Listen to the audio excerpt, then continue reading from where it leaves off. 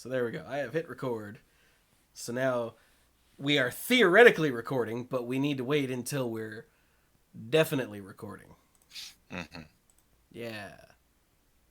We have a system. It's a good question mark system. It is. It's not- proven. There we go. The system is not down.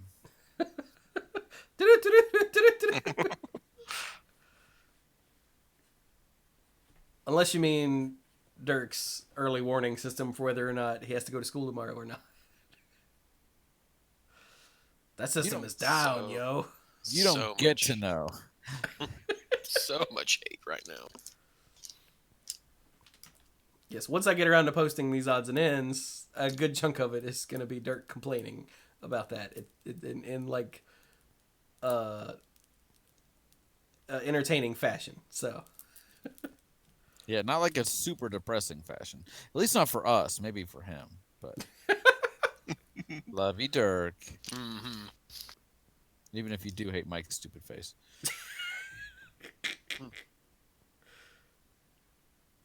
Jeez, Mike, fix your face. God.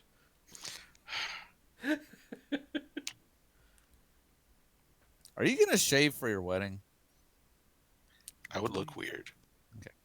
After all this time. I just realized you made a point of not saying that last time. Does everybody know at this point? Huh? Your theoretical wedding. One day in the future. One day in the future. I'm still tripped out that when I do this... Wait. We can hear it. Yeah.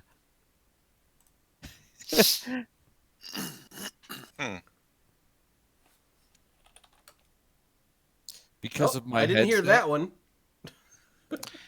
Something about it.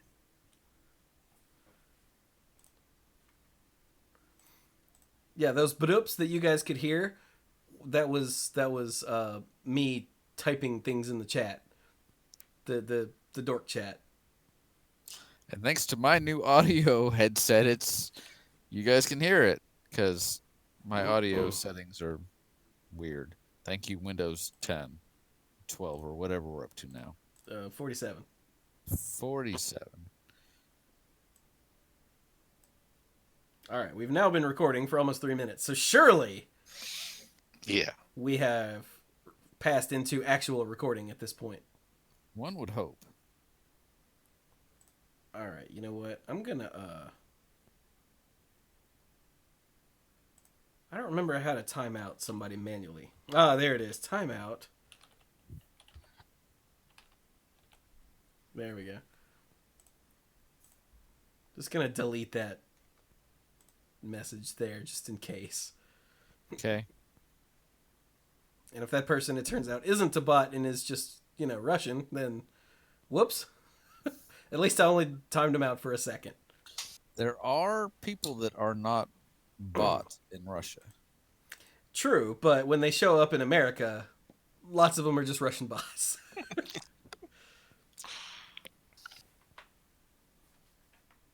Whether it's a political bot or a spam bot, which, same thing. Anyway, okay, everybody good to go? Dirk, you got your soup? I got my soup. All right, so here we go. That just means Dirk's not going to get up and walk away randomly. Here we go. Let's start the show. Ow, jam. Hello, everyone, and welcome to the Mana Pool. This is episode 582 of the Mana Pool that we probably should have had last week, but I got sick and died. My bad. So inconsiderate. It really was. I wasn't trying to get sick and died, and yet I got sick and died. I'm Chewie. Newly resurrected, let's say? Mostly resurrected? Is this like the good kind of resurrect, like the priest resurrect, where you're like the same person, or is this like necromancy?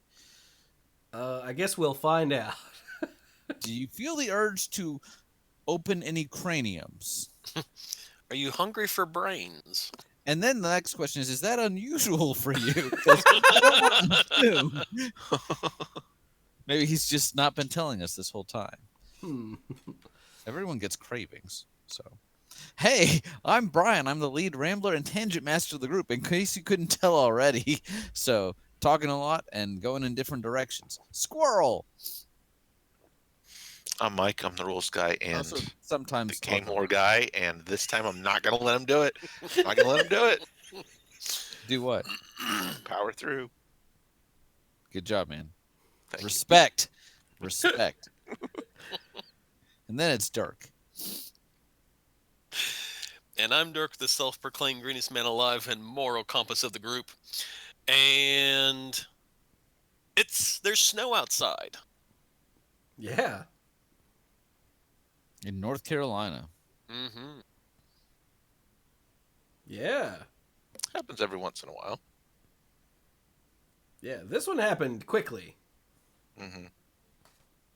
but listeners don't care. So, and if they do, they can become a patron and go sign up for the odds and ends. Because you know what? Manipool Productions, on the whole, is a Patreon-supported endeavor. So you can go to patreon.com/themanapool and sign up to become a lifeguard, which gets you a variety of perks. You can get Manipool episodes and YouTube videos early. You could get, like right now, there are the last 2 Untitled Goose Game videos are up, and they're not public yet. By the time you hear this public, they will be public, and there will be other stuff up that's not public yet. Haha. You can get the odds and ends, which is all of the behind-the-scenes nonsense recorded before and after both Monday Night Magic and the Mana Pool, including, let's see, the last one I posted was Monday Night Magic number 675. And I'm really proud of that. It was fun.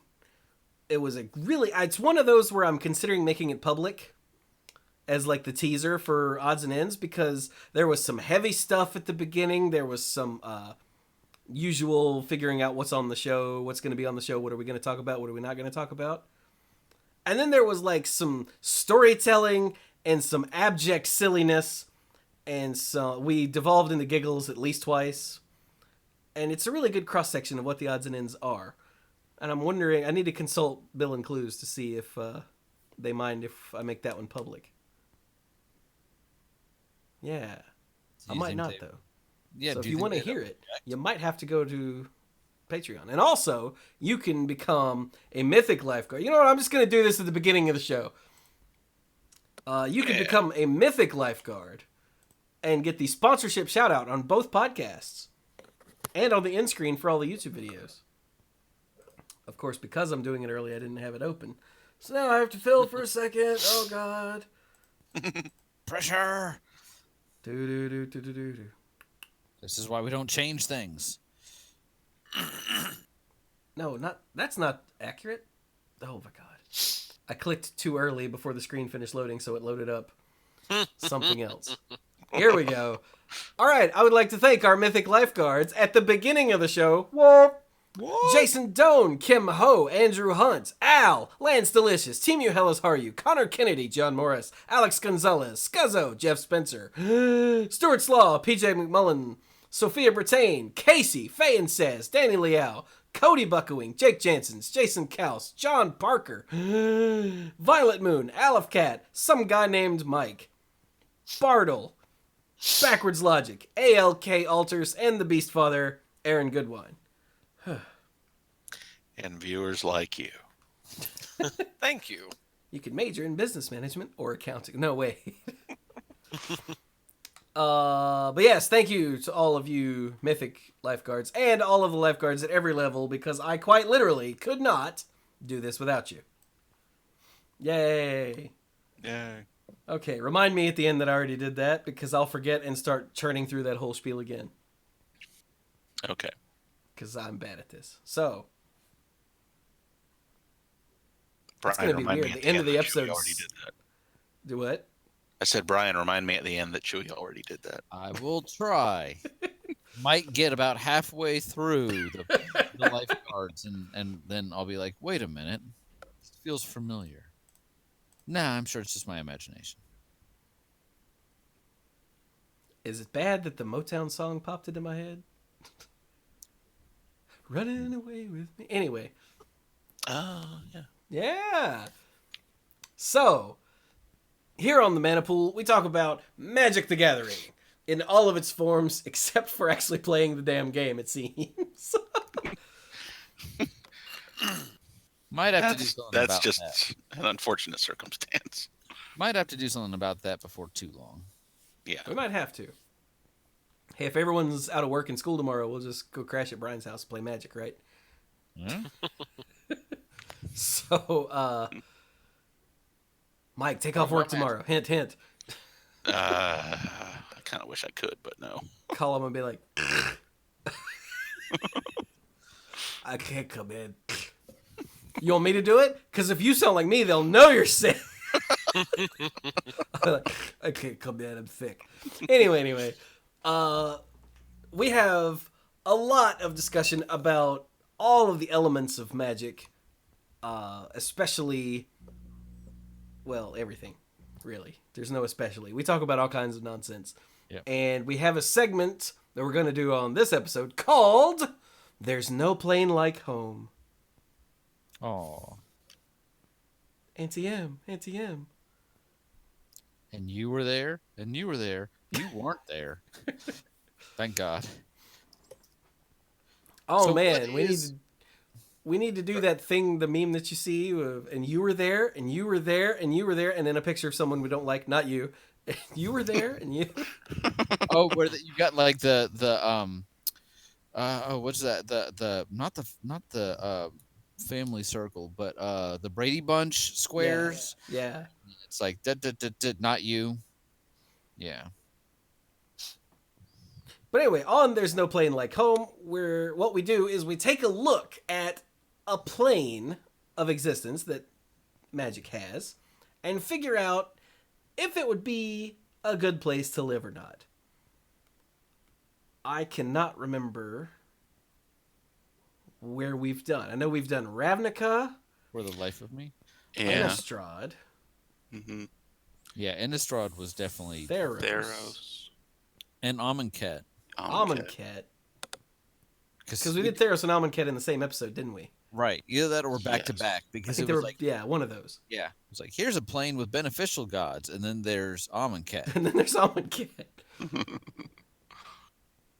And we might have done others, but Those are the ones that come immediately to mind. yeah, I'll have to go look.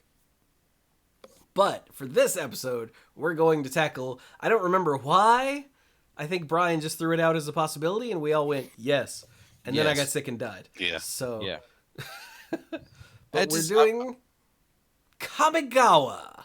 I was just looking at ones that we hadn't done yet, and I thought, that would be really neat. But it is worth noting. So we're doing Kamigawa. That since the events of Kamigawa Block, in theory, Kamigawa has become a very, very different place because the events of the block. Usually during a Magic block, things happen to shake up a plane, and the results are lasting. See, for example, the events of Mirrodin block leading into Mirrodin 2, Revenge of the Phyrexians. Ooh, didn't we do Mirrodin? I think we've done Mirrodin and Kaladesh. Yeah, for artifact. Maybe. But so because the events of what happens at the end of Kamigawa block changed things so much, we're focusing on life as it was at the time of the Kami War, because that's the period of history we know the most about. Yeah, we haven't been back to Kamigawa since then, so we don't know. Right. We don't know. And everything we know about before the Kami War, while we do have some information about that, we don't have any really concrete ongoing stuff. So Yeah. I mean, I think you can make some safe assumptions because the main difference is that there wasn't an ongoing war. that is, in fact, the main function. Although you don't have to assume that everything was all peaceful all the time. There was a standing army and things like that. But the conflict, the war with the Kami changed everything. So, Mike, what are the Kami on Kamigawa? Because they're in the name, so they're important. Right. So the the kami are the spirits that dwell in everything. A place or a particular uh, plant or animal or a particular concept or part of the sky, you know, all kinds of things. There are spirits everywhere that are closely tied to every element of the plane. And the non spirit residents of the plane know this, and most of them respect the spirits. I'm sure some are like, whatever, but they feel how important the spirits are to the fabric of the plane itself, and they recognize them for what they are. So how would you distinguish a spirit on Kamigawa and a spirit on Ravnica, for example? So a spirit on Ravnica is usually the ghost of something, but a spirit on Kamigawa, the vast majority of them were never tied. I would say almost all of them were never tied to any particular, material living thing. They were just always there, or they came into existence when whatever they're the spirit of came into existence. I remember it from Greek mythology, there were, gods of the house, and they were kind of like individual gods that would watch over a particular household, as well as Right. aspects of that. And I look at the kami as being somewhat similar to that, in that you have um kami that are less about, like, you have some that are major deities like the Myosians, but then you also have, here's a spiritual representation of a candle or something like that. Mm-hmm. And anything from the big to the small weather phenomenon, all that is represented by some kind of spirit or kami, right? Right. Yeah. You do have some that you could like relate to the. I know in Rome they were called the Lares and Penates. Is that right? I think that's Um, and I think there's also some ancestor worship on the plane of Kamigawa as well. So Mhm. there are human spirits too. But yes, the spirit of the candle, the spirit of this lantern, the spirit of the mountain, um, the spirit of this river. Well, I think isn't that everything sort of has energy or a chi or to it, Hmm. and that's sort of the origins of where things have that energy from. And I don't mean like specifically Kamigawa, but in sort of the makeup of or origins of where this plane came from.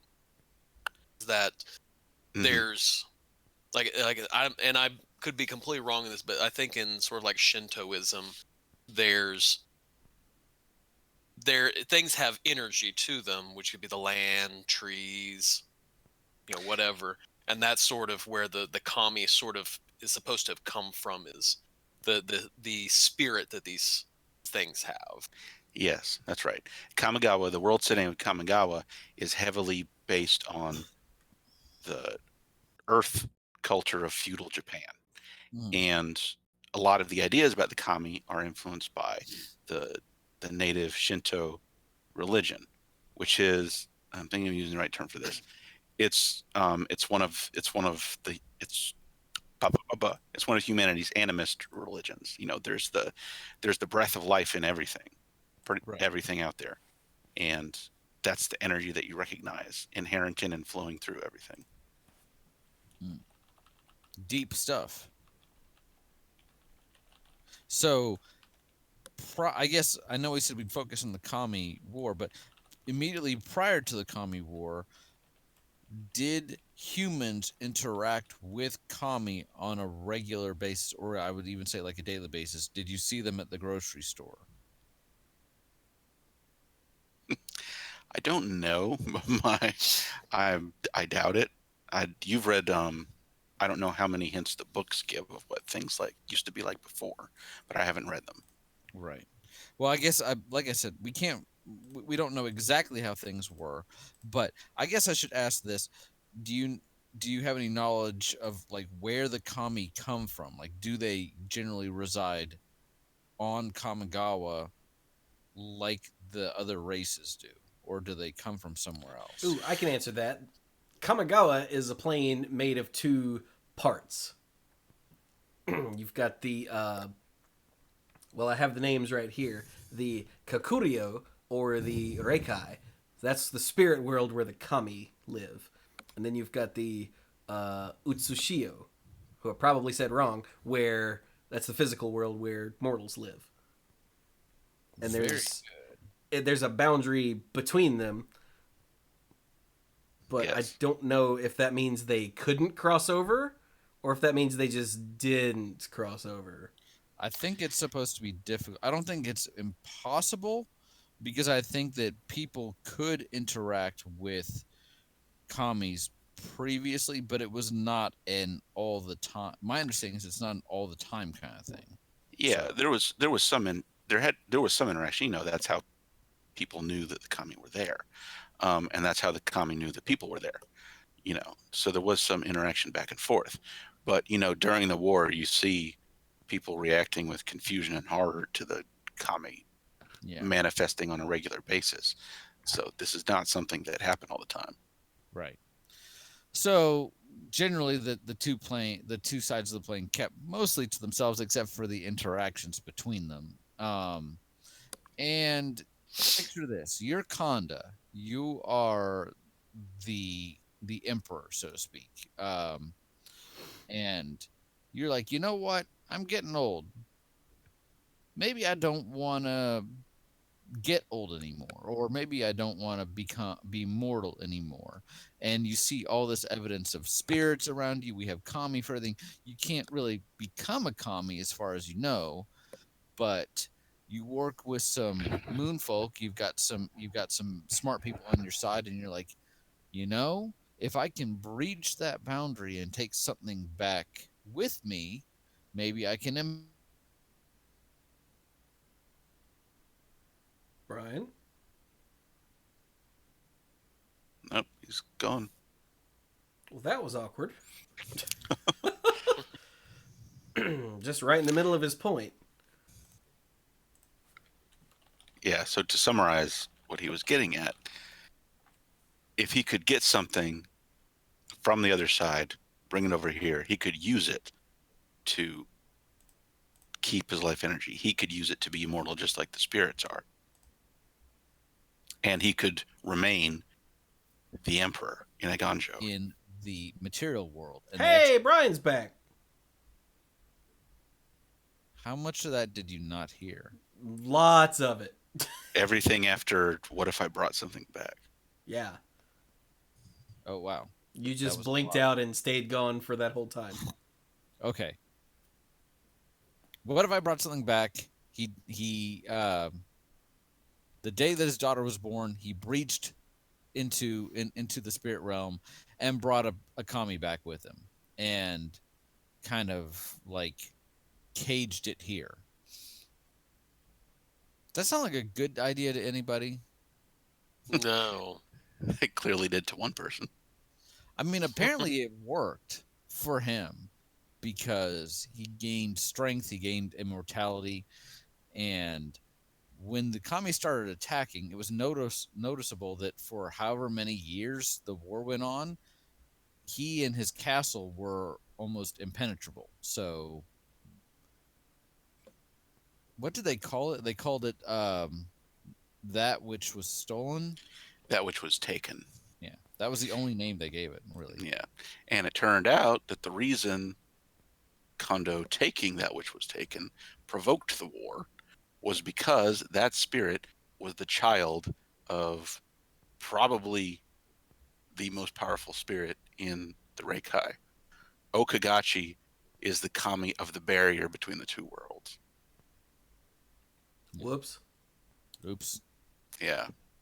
So he takes this spirit child, imprisons it in the mortal realm to empower himself, and Okagachi is like, "You really did that. You really did that." And Okagachi can't materialize in the mortal realm for a long time, but in the meantime, lesser kami start coming through, and as soon as they get through, people are like, "Oh look, kami! This is great. These are the things that we worship," and they turn around and the kami start butchering people. even kami that weren't associated with violence, because Okagachi has driven them to find that which was taken and get it back, and they're confused in the mortal realm, and they just lash out at anything and everything. So all of a sudden, you have these things that were the subject of worship and trust and divinity to a certain extent, and they're appearing before you, and then they're killing you. And this goes on for years. Like, this is an entire generation of this happening. So that has a humongous impact on. Apparently, it lasted 20 years. Yep, that sounds about right. So that would have an enormous impact on the culture. Would you agree? Yeah. I mean, yeah. Yesterday we worshipped you. Today you're trying to kill us, and tomorrow we're trying to devise methods of you not killing us.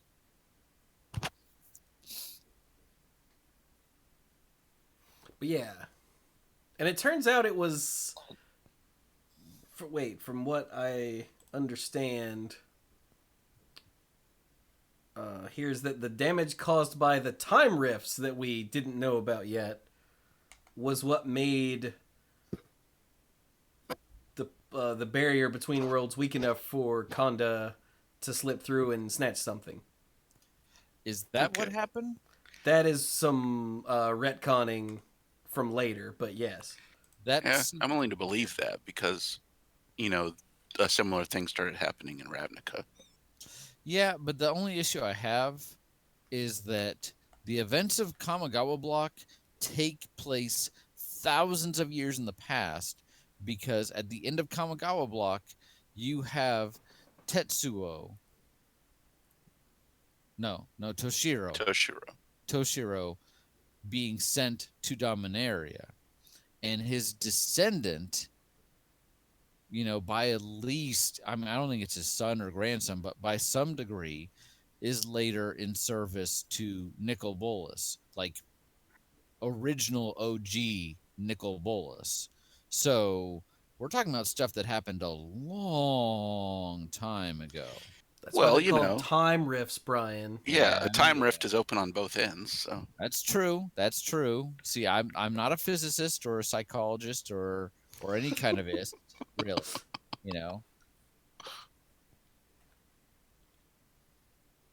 So, but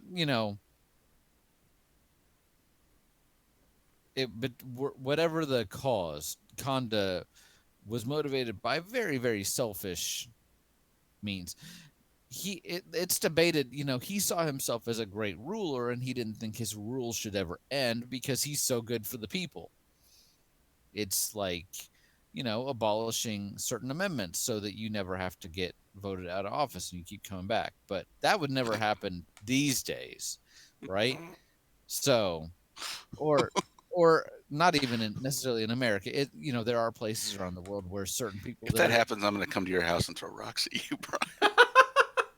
Can't throw rocks from where you are. That's a long way to throw. I know. Anyway, but that people that are in power say, you know what, I'm really good for this place. Don't you just want me to be here forever? Because then my golden age lasts forever. So one could make the argument he had some kind of, he's a very white in the color wheel villain. He's very much driven by, like what I think is best for everybody, but it still comes from a place of I'm the best. So it's a little selfish at the same time. So yeah, he's like, am I not the best emperor that we've ever had? Wouldn't it be awesome if I could just keep being emperor? Right. Because I'm going to have offspring, but my kids are going to suck. So... I mean, they can't possibly be better than me because I'm me. Have you met me? I'm great. So I have Bushido 5 and I'm indestructible. He's pretty darn ridiculous. Oh, the indestructible comes from, that. Right. But so on the one hand, we have the kami, the spirits. On the other hand, we have the mortal denizens of Kamigawa. Kanda is a human, and he leads a fairly, human-based society. But humans are not the only race of non-spirit creatures on Kamigawa, are they? Well, let's go with locations. Go by locations. I like locations. Take it away, sir. So we've got, of course, magic is broken up into fives because it always is, and when it isn't, it feels weird. So we've got the Eternal Field, which apparently was named the Tawabara. Tawabara? Towabara. It is the Eternal Field. It's the center of Kamigawa. Within that is the Araba, which was essentially a desert. Mm-hmm. Yeah. A blasted place filled with craters from kami attacks. And Iganjo Castle is in the center of the Araba. I don't think I realized that. Yeah, but it's untouched. You can tell they're all trying to get at it, but something keeps them out. Yeah, but that's where you've got Kanda, the daimyo, and emperor, whatever. Yeah. And yeah, so there we've got his samurai order, who are samurai in the traditional feudal Japan sense. Right. Except that they ride, giant moths in the battle sometimes. But, that's whatever. Other same than thing. that, the They ride code- horses too. It's not all weird. the code is that of the samurai, as you would know them. So Yeah.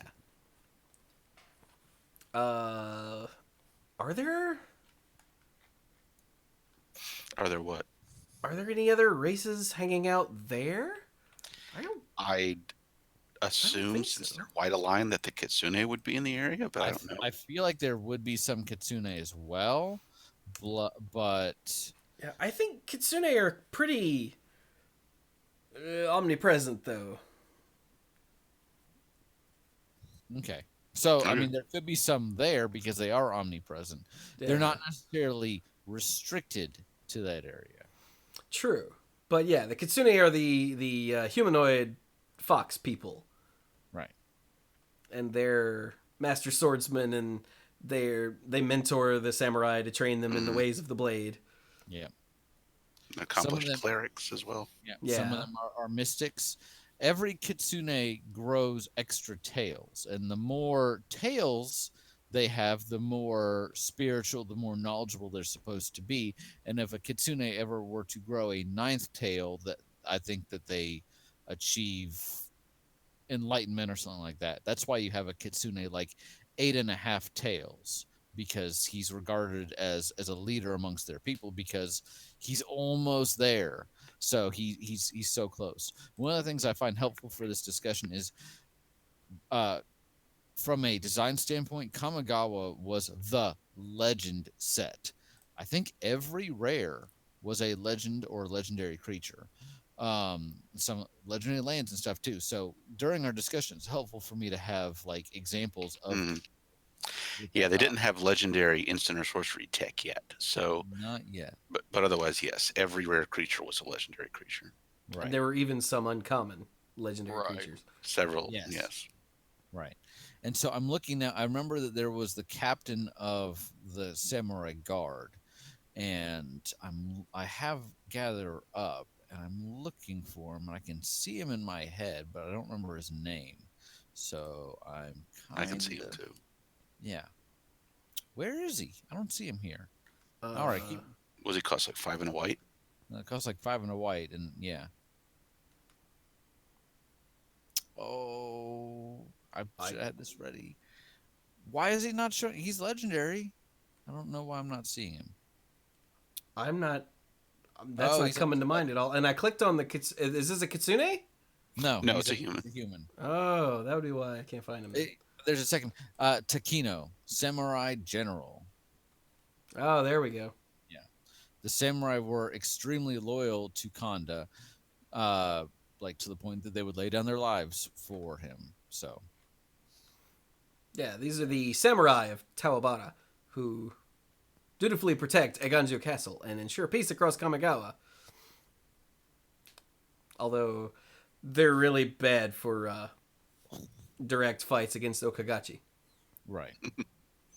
They're a bit outclassed that way. And in fact, most of them, when Okagachi finally comes through, first thing he does is basically look at the castle and go, he does a bit of a Thanos thing, and everybody there dies. But Kanda is able to actually resurrect most of the samurai, and they're kind of then his spirit guard or something. It's never really explained. So something undead, something till death and beyond, blah blah blah blah blah. Yay. So, but yeah, Kitsune as well. We talked about them. What's another area? Is there anything else about the castle, or is there another area you want to shift to? Nothing else that I see. Okay. So, let's jump to the blue section, because we're going to go in Wooburg order, of course. It's not like we're going to go in Grubworm order, right? That would be weird. So we've got the Minamo Academy. Yes. Which is the magic school. Yeah. It's like Teleria. It's like Hogwarts. It's where they teach magic. Yeah. Yep. I'm not really sure what all, I mean, other than just magic in general, we're not really sure exactly what they studied and practiced before the Kami War. But since the Kami War started, the main elective has been how to banish the Kami so we don't all die in a terrible fire. So there is that. And they never found a way to completely stem the tide or to stop the war entirely, but we have to think that they were at least somewhat effective in finding ways to banish them back to the spirit world, to the spirit realm. Yeah. Good thing they're all. Go ahead. Oh, I was gonna say you've got your human scholars there who are led by Sensei Hisoka. I remember him. And there's really nothing much to say about the humans. They're the blue-aligned humans. Yep. But the blue-aligned race is the Soratami. They're much more interesting. Who we all know now, or the most famous one we all know now is Tamio. That's the one. Thank you. I'm like, I could see her art. You see 3 different art. Why can't I see her name? We didn't actually meet her during the events of this block. So yeah, she showed up way later. Yeah. Not sure. I've always wondered, like, did she go to other realms to try and figure out a way to stop the war? Did she leave after the conclusion of the war? Because we don't know. No, now that I mentioned it, of course, the war's been over for centuries, so never mind. Ha ha ha. This is why time is weird. So. Obligatory wibbly wobbly, timey wimey. I don't watch that show. But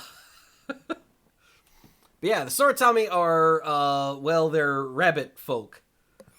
Yeah. And they are all about knowledge. Yes. They're also called the moon folk. Yes. And they live up in the sky. They do. And they run the Minamo Academy. Yeah, I mean, they drop by. Well, they don't run the academy, but they do drop by. And they're like, hey, yeah. Hang on, one of my sources here, the Gamepedia says, no, it's led by the Soratami, sorry, who guide the headmaster and its faculty. Oh, okay. Okay. Basically, that's different.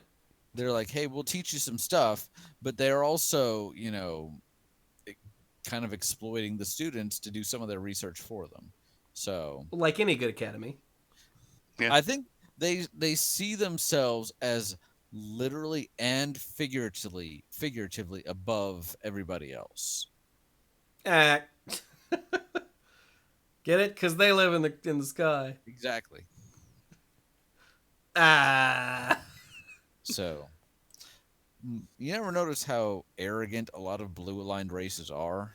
Well, yeah, because they're smarter than you. Yeah. And they're not they're not quite as bothered as white creatures, and that sounds terrible to say, as with concepts like morality. Heck, a lot of them view their research as being in the greater good, so why not? What's a little sacrifice here and there to keep moving things along. Yeah. The sword There taught me there are limits, though. They're not going around waking up dead people to ask them questions. That's no. Yet. The sword taught me have a thing with mirrors. I'm not sure exactly what that's about, but It's probably a sex thing. Let's move on. All right, so now we've got the black aligned area is the Takenuma, which is a big ass swamp. Yeah. Just a swamp. Well, Well, the thing about it that's interesting, and this is noted by Tetsuo. I did say that. Yeah, and Toshiro.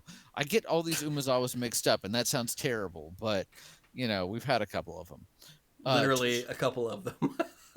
Toshi notices when he travels to Dominaria, one of the first things he noticed is that the swamps there actually smelled like decay and natural the life and death cycle of breaking things down.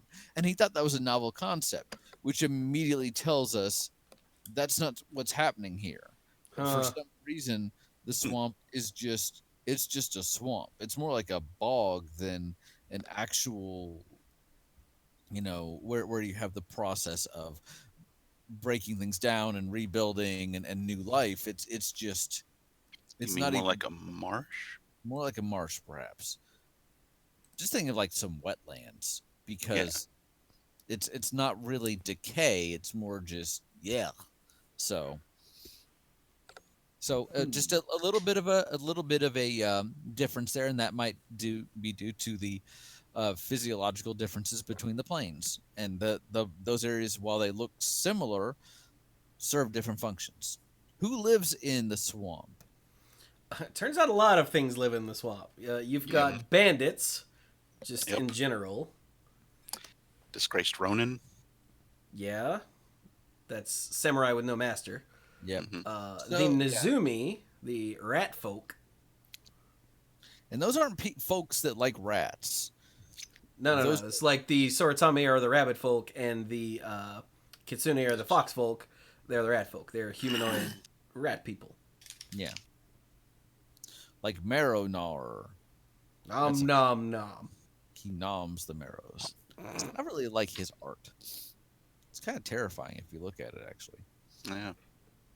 Yeah, the rat folk, sadly, they're hit with the same bit of, let's be real, it's discrimination that normal rats are, and they're like, oh, they're all bad, and they hit you when your back's turned, and then they take your stuff. They're ninjas. They're bad. Like, come on, man. I'm sure there's some decent Nezumi out there. But the only ones we ever see are the bad ones. So you're saying that maybe they need some good PR. Like, could be. We need to have Marrow starring in the live action version of The Secret of Nim. Yeah. Those are some good rats. Well, Or maybe just a reality dating show. On this episode, on this season of The Bachelor, it's Marrow. I said to improve their PR.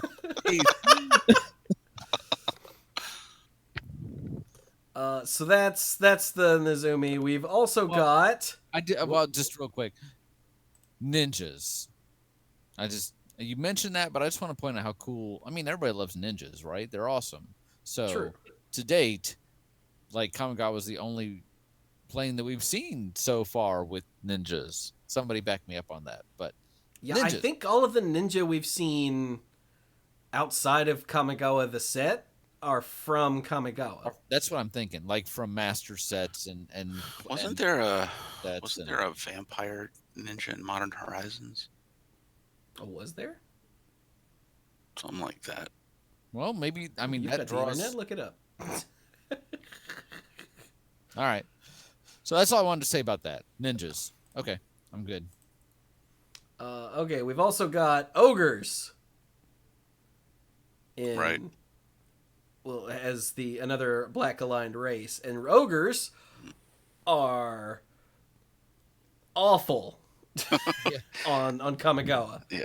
They're Yeah. black and red aligned, and they're demon worshippers. Yeah. Yeah. I mean, ogres on most planes are usually pretty violent, but these literally worship sources of chaos, destruction, and pain. And their goal is to be living embodiments of those features on the plane. Whereas the goblins, which we'll get to in a minute, they're chaotic in just a sort of hedonistic way. These literally ogres set out to make your life a living hell. Literally. So, Yeah, as it says here, they secure their territory by brute force and sinister deals with the Oni. In exchange for power and assistance, the ogres destroy, inflict pain, and slaughter, all to satisfy the blood pacts with their dark divine one. and the So Oni, the Oni are like, yo, if you kill a bunch of people, I'll totally make you the boss. And the ogres are like, I kill them all! And then that happens. and you ever wonder if the Oni are just like, hey, look at that guy. Oh, I'm certain. Look, he's ripping his arm off. I'm certain they are every day. They see the ogres as expendable. It's very, very clear from what we know about the Oni. The Oni are themselves a subset of Kami. They're demons, but they're clearly still spirits. They come from the spirit realm, but they're spirits that are entirely devoted, are basically aspects of death, destruction, and chaos. So, Yes, they're actively cruel, malicious, evil. Aku from Samurai Jack would totally be an Oni, like a very Yeah. powerful Oni. So, I think there was even an Oni that Hidetsugu worshipped. A very particular Oni, like the Oni of destruction, or Oni of something. Yeah, hang on. It is was the given a proper name. the Oni of Chaos. There you go. There you Yeah, Hidetsugu is one of the big ogre dudes. Yeah. He's the one who actually destroyed the Manamo Academy. Whoops. Yep. Except It's not not there. whoops. He did it on purpose. He got the Oni of Chaos to manifest there, and it just oopsed the whole place. Hidetsugu was also a partner of sorts with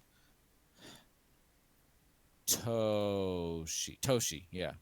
Toshiro, to his not friends. In the past, yes. Yeah. They had a falling out. But it was kind of a respectful, we're both still kind of really rapscallion kind of ways. We just have to kill each other now. All right, know, so like real you do. quick, we've got the Toabara, where it's if you're in Aganjo Castle, you're good, and if you're not in Aganjo Castle, You're screwed. not 100% screwed, but it's pretty bad. Like, if minor kami attack, the castle could send out some samurai to save you, and you might be all right. If they For get there now. in time. Yeah. If they get there in time and for a little while. But Yeah. If you live in Minamo, then you're cool because you're a student and you're studying and you're cool until Hidetsugu attacks and kills everyone. But we're not worried about that right now. right. Plus, you've got some Soratami to hang out with. I mean, if you are a Soratami, you're set. Well, yeah. They can protect themselves very well. And you get to live in the clouds. So Yeah. that's probably, other than Minamo Castle, that is probably one of the safest places on the plane. Aganjo Castle? Aganjo, thank you. Okay. Then we've got the Takanuma Swamp, which if you're there, it's because you're either about to die or because you're a bad guy. Yeah. And you 'Cause might, it's- or both. It's like the most stereo. I'm hearing an echo from you, by the way, Brian. Okay. It's like the most stereotypical bad area of the world there is. Because Yeah. you've got the thieves, the disgraced Ronin, the Oni, the ogres, the Nezumi. It's just the bad place to be. It's basically the streets of Gotham. Pretty much, yeah. That always sounds safe. Yeah. Yeah, but without Batman, there is no Batman. Yeah. And the cops are if just a- sort of, oh, if a- something's happening, and look away. If a Batman shows up, which I could see a Batman He is coming, not your friend. he is not your friend. Oop, Right. What? It's really just an Azumi ninja riding an ornithopter.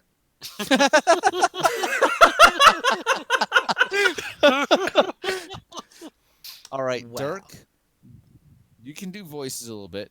I want you to think of your best rat voice. And I want you to say swear to me in your best rat voice. Go. Swear to me. Jesus. Yeah, actually, that was pretty good. That didn't make my skin crawl at all. Gosh. You're welcome. Dirk, do you know about school yet, or are you still pissed? Oh, they closed. Okay. Hey, Brian, Oh, I we're closed too. Carrie sent me the text. I was going to say something, but I didn't know if your work was closed. So I was like, just watch him have to go to work with the kid. Yeah, with the I've had to kids. mute a couple times because my phone has rung a couple times. Yeah, Carrie. Yeah. Carrie texted me. Yep. Sam's out of I'm school. much better now. And Sam's out of school. Dirk's out of school, and my court's closed. So wow. Wait, Snow Mike, day. did you say Mike's work's closed? Oh, your work is closed. Yeah, his work's closed. Oh, Our work's okay. still open. Ah, Mike, you idiot. You're the only one that has to work tomorrow. Right. Technically, I don't have to work tomorrow, but I want to get the Halo Wars videos put together. Anyway. So what about the red aligned area? So the red aligned area is the Sokenzen Mountains. It's south of Iganjo. Oh, there's an actual. Okay, hang on. So you've got the Taubar in the middle. Let's see here. Manamo is north of Iganjo. Takenuma is west. Sokenzen is south, and I guess that means the forest is east. Yeah, it is. Okay. Well, how about that? This is all according to the Gamepedia. It could be wrong. Who knows? Probably at least somewhat correct. Okay. So let's see. There we've got. Well, we've got the Aki. Once I The Aki are the there they are. Yep. weird. Oh, they're goblins. Yeah, the goblins, weird rock yes. goblin Yeah. They're gods. The most famous of which is Kikijiki, Mirror Breaker. yeah. Although they have a couple other notable goblins, but they don't. Zozu. They don't reproduce the ways you might think. They are technically born from rituals including fire. Like there's a passage in one of the books where the characters are traveling and they just come across a gathering of goblins, and goblins are like being born out of a campfire. And Y'all so ever notice Brian is always trying to bring up goblin sex on this show? I don't know if I'd say always. wow. 60% of the time is not always. Okay, fair enough. Yeah, the Aki are apparently because they're goblins, they're known for their deadly pranks. And they're very Sounds about territorial, which could be any goblins from any plane almost. Yeah, pretty much. Although these seem a little more like compared to like the goblins of like Lorwyn, where they do pranks, but it's mostly like stealing pies and stuff. This is little more like stealing your eyes. So it's a little more violent. Like, haha, I bashed your head in, you know. So Shove a boulder down a hill. yeah. Knowing you're standing there. Hey, this will be Yes. great. Watch this. And you know, there's one Oni who keeps flipping over to watch the Aki, and he's like, that was good. I wonder if we could get some ogres to do that. Hey, I'll give you a lot of... What about the red aligned humans? Yes, there are some. The Yamabushi monks live up in the mountains. Mm-hmm. Yeah. Yeah. they practice a special type of frost magic, along with their martial arts and everything. Which is really cool. It's the first time I remember, at least, seeing red damage spells as ice Yeah. instead of like Like fire laser or ray. lightning. And it makes perfect sense because ice will burn you. Yeah. It's the same. You get the same sensation if the ice is too cold. I'm Yeah. like, of course, ice magic would be red because it's destructive elemental magic. And for some reason, magic doesn't do much with ice other than like wall of ice or frozen in ice or Snow-covered lands. snow. Nailed it. Yeah. But No, I Kamigawa agree. was the first time, and really the only time, that we got the focus on ice magic as red damage magic. Mm-hmm. Yeah. But It's just counterintuitive to people to think, because red is always the fire symbol. yeah. So that seems counterintuitive to a lot of people. Yeah, But like, you Blue are is correct. the water drop. That should be ice, right? Except, but yeah, if you're trying to freeze people in place, who'd we just lose? Brian. Oh, he's back. Brian, you back? Well, it says he's back. Sorry about that. I got There dropped he from the is. call for a second. Weird. Do you hear me okay? Yeah, Yep. yeah, you're good. Okay. Yeah.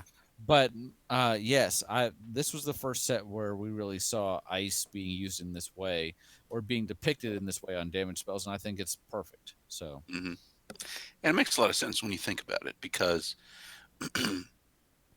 it's when you think of elemental magic, red is one of the colors you think of, and when you think of like wild weather and everything like that, red and green is probably what you come up with. But yeah, just and they're up in the mountains too, so this is Magic the Gathering, so of course it's going to be red. The thing I always find kind of interesting is, we've been talking about the Aki being, goblins and all that, but they are weird looking goblins. Yeah, They are stone. What are they, like shell covered, stone covered goblins? Mm-hmm. Yeah, They've got like a rocky stone covering on them. Yeah, like a rocky shell sort of thing. Because they're almost, but not quite like Kappa. Sorta, almost. Sorta, yeah. Except not. Like, we would get Kappa eventually later, but it was... these are the closest we had at the time. Mm-hmm.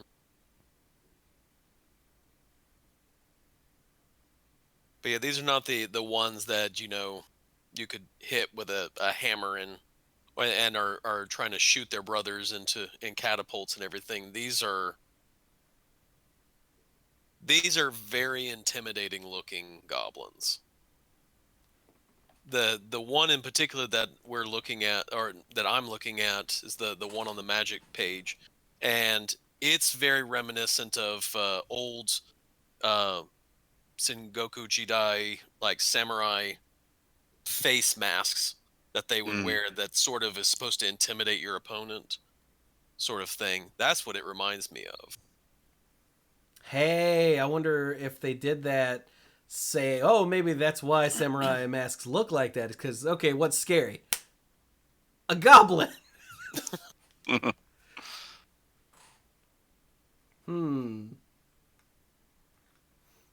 So, yeah, so we've got our goblins and our... What are their names? The Yamabushi. Yamabushi, okay. For some reason, the magic page doesn't mention that name. It just goes, Shaman of Sokenzen Mountains. Yeah. Thanks. And these guys are really cool because a bunch of them have the ability to actually banish Kami. Because they had that, when a creature goes to the graveyard after being damaged by this, they are exiled. Yeah. It gets exiled. So yeah. So independent of the research going on at Minamo, they were able to figure out some stuff too. Yeah. So that's a nice touch. It's not just that the kami are going to show up and kill us all, because humans are, and the other humanoid races are hardy folk and will figure some stuff out, damn it. If we're going to get wiped out, it's going to be at our own hands. See also current state of the world. This one. So then we've got the green aligned area, the Jukai Forest. Oh, did we mention there are also ogres and oni ogres and oni and ronin who hang out in Sakenzen? Right. Yeah, like Ronin, like Fumiko the Low Blood. I think Mike knows her pretty well. Yeah. Yeah. That's also where Godo hung out. Yes. I don't remember what Godo's full name was. It Bandit Warlord or Godo Yes. Bandit Warlord. Yeah, there we riding go. a giant thing. Giant goat thing. Yeah. Yeah, I think this is where Hidatsugu also was from. Mm-hmm. Yeah. I think you're right. Yeah. Basically, everything that's a color in Kamigawa has ties to that location, as far as the non-spirits. Yes. So then the Jukai Forest is, what did I say, east of Iganjo. And here we've got monks. Your stereotypical bald, wearing saffron robes, who are very religious and will beat the living crap out of you. Yeah. Monks. Yeah, they're not the sit around in a monastery all day and contemplate the world and they do a lot of that, but they're not strictly pacifists or anything like that. I mean, they're green aligned. So green believes in the food chain, the strong eat the weak and that sort of stuff. So it's clear that when the Kamigawa War, when the Kami War started, the green aligned monks, while they still revered the Kami, they weren't afraid to fight back. They still have a lot of respect for them, though, and actually in the first book, they actually call on the green Myosian, the Myosian of something. Myosian of Life's Web, and actually are channeling it to bring it, to let it manifest into the world, to try and capture the Princess Mihiko, Little Conda. So they're actually using the Myosian at that point. So yes, they're not afraid to fight against the Kami, but they still revere those that they feel are worth revering. It's a complicated relationship. One might almost call it love-hate, except it's more like love worship / they'll still kill you. So Yeah. sounds abusive. Yeah. Let's see. Who do we have here? We've got Iwamori with the open fist. Mm-hmm. Yep. I tried so long to try and make that guy good. He's not. He might be a little bit better these days. Like at the time, what does he do? Like everyone can drop a legendary creature down. Yeah. Everybody else. But see, back then we were all playing, because it was Kamigawa, so we all were playing with legendary creatures. I wonder if it would. Oh God, no! Legendary creatures are everywhere these days. It's like Kamigawa, and always. they've gotten better. The thing is, he's a 5/5 trample for 4, and so he comes with that drawback. And we've only had better creatures since then. So, yeah. That's okay. Keep going. That's not all we've got in green. We've also got everyone's favorite Orochi, who are the snake folk. Mhm. Yay. But apparently Mike is a fan of the snake people. Yeah. They're great. There you go, then. Now, I mean, what unlike else do you need to know? Unlike most of the other races, these snake people, they hang out in Jukai Forest and they don't leave. They don't have any horse in the race of the Kami War. As long as they survive, they don't care. Whatever. Yeah. Leave us alone. We're doing our own stuff. The rest of you piss off. Yeah. But they have forearms and the snake boobies. Yep. Because magic art hadn't quite evolved past put boobies on things yet at this point.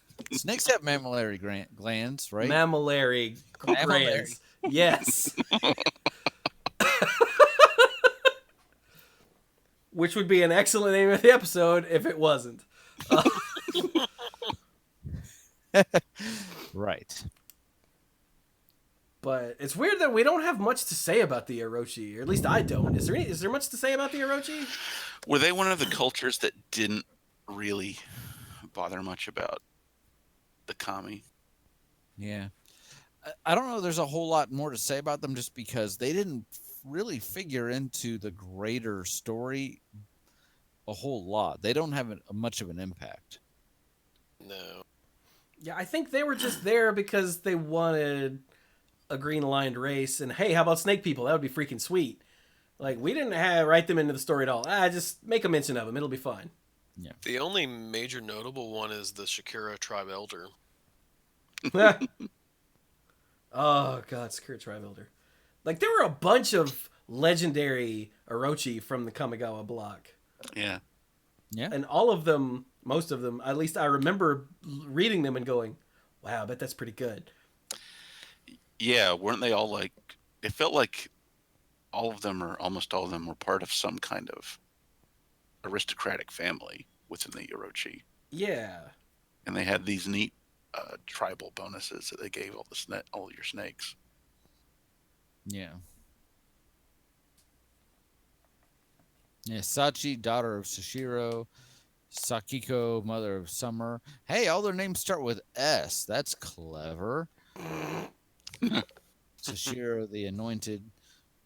Shishida, whispering hunter. Shisato? Yeah, that too.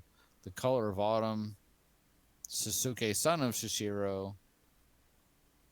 Yeah, I was looking through it and I'm like, why don't I find any? And then I got to the S's. I'm like, because they're all here. There they are.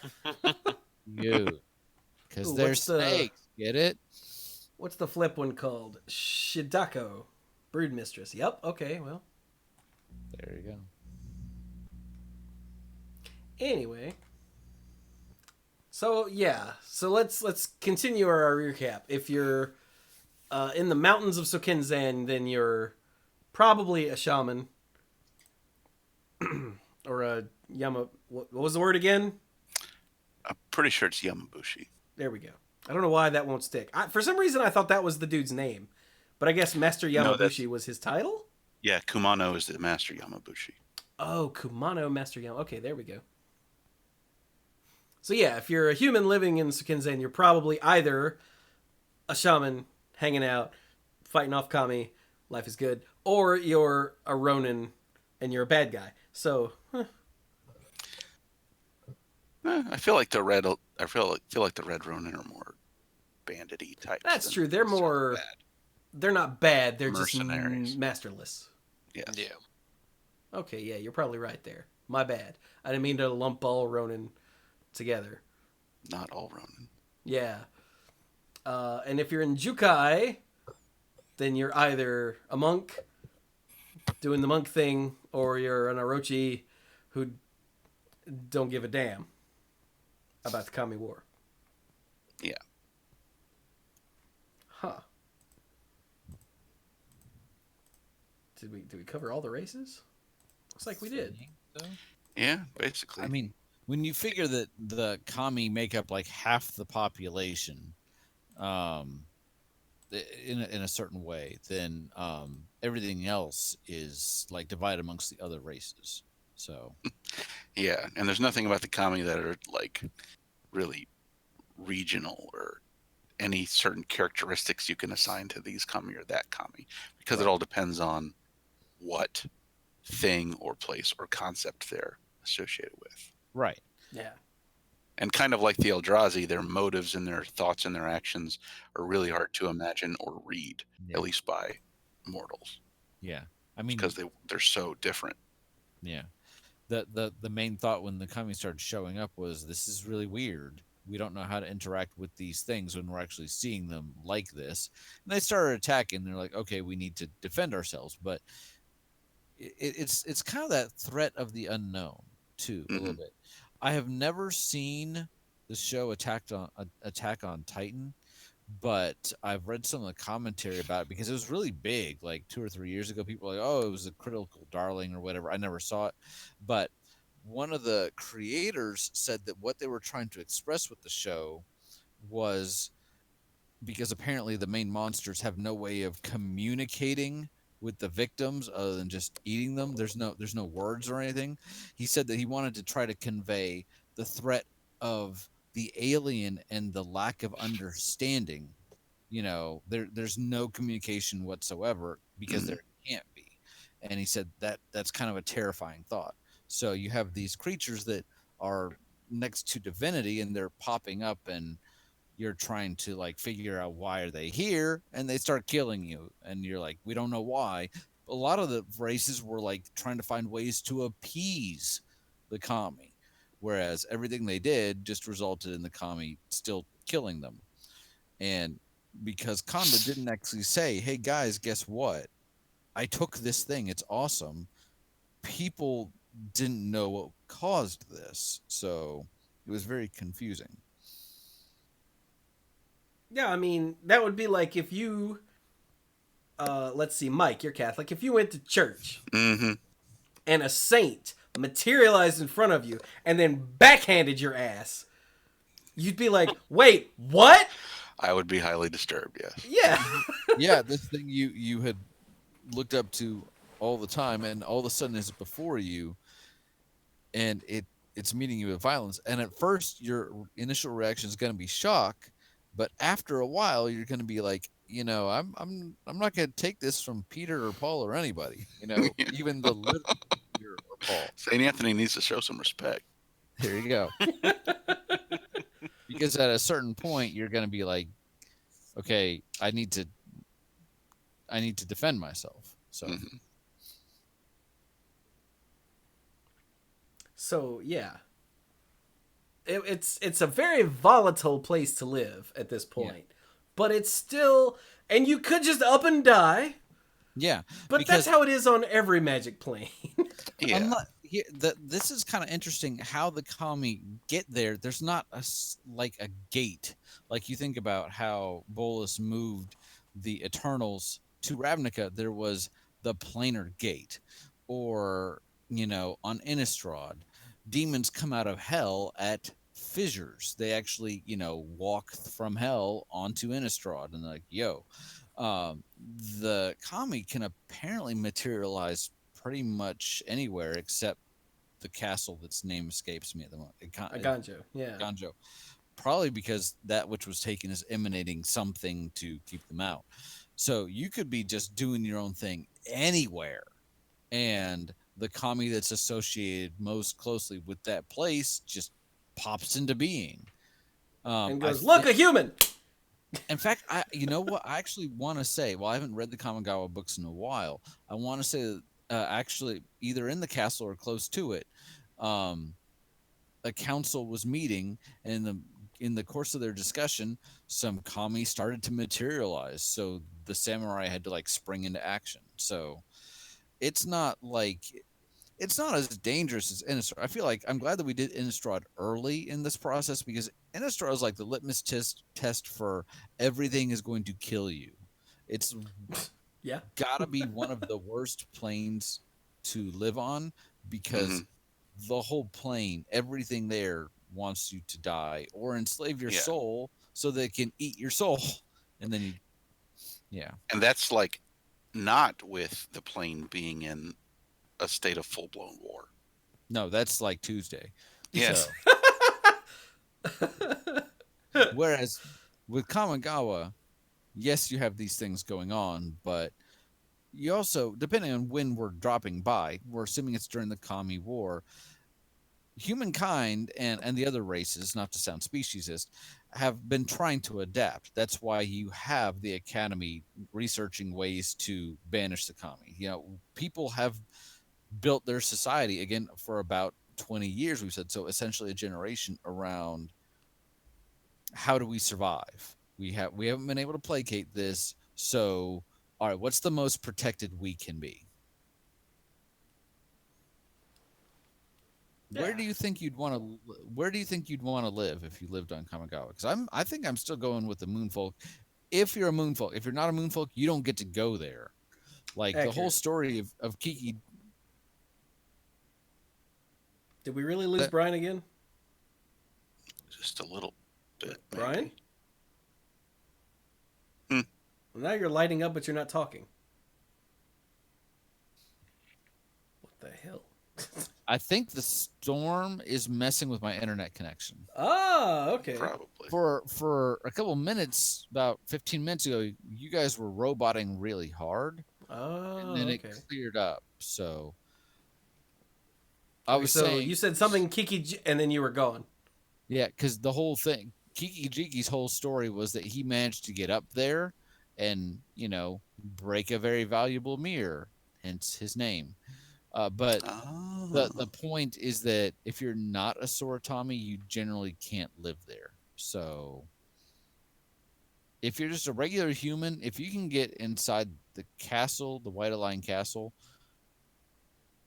then that's probably where you want to be, at least until Okagachi shows up and, destroys Murders everybody. Yeah. Yeah, we know there are plenty of human settlements in the Tobara, so you could live with other people there. Jukai might not be so bad. Yeah, Jukai seems like, other than having to deal with Kami, it seems like pretty standard. As long as you stay away from the Orochi, Right. and don't mess with them, they're probably not going to mess with you much. Basically, everywhere but Takenuma really seems like it's okay, as far as other than the fact that a Kami could materialize next to you and stab you through the head. Yeah, Zakenzen is a little rough. A little rough, but, you get in good with the Yamabushi, then it's still a place to live, Yeah. Takenuma is a definite no, like a hard no, so Kenzen is a soft no. No. That's like, hey, you want to go to the mountains? Nah. But everywhere else, as far as normal human folk, it seems like it's okay as okay as it's gonna get. Yeah. And general stuff. Also, this is a pre-industrial culture. Right. Living in a feudal agrarian society. So if you're not one of the nobles, you're either a merchant or you're working the land. Medicine isn't going to be all that advanced, but it's being supplemented here with magic, so it's not as primitive as it would be otherwise. And let's face it, even in industrialized cultures, it can take a while for medicine to become non-primitive without the aid of magic. I was saying, even if the medicine's not primitive, the healthcare system might be.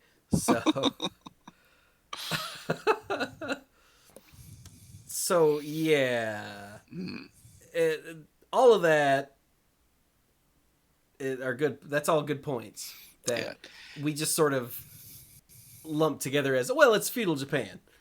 Yeah. But good to spell that out. Yeah, it feels like magic users. It feels like the magic users are the ones who've studied it specifically to be able to do that. You don't have a lot of wilder, self-taught users. I mean, the Aki are pretty wild, but I'm sure that even they learn their magic from some kind of Aki magic school. I don't think they go to a dorm or a building to learn that stuff. It's probably just a circle of Aki sitting on a mountainside. They meet once every few days to blow stuff up. And Zozu's like, look, this is how you do it.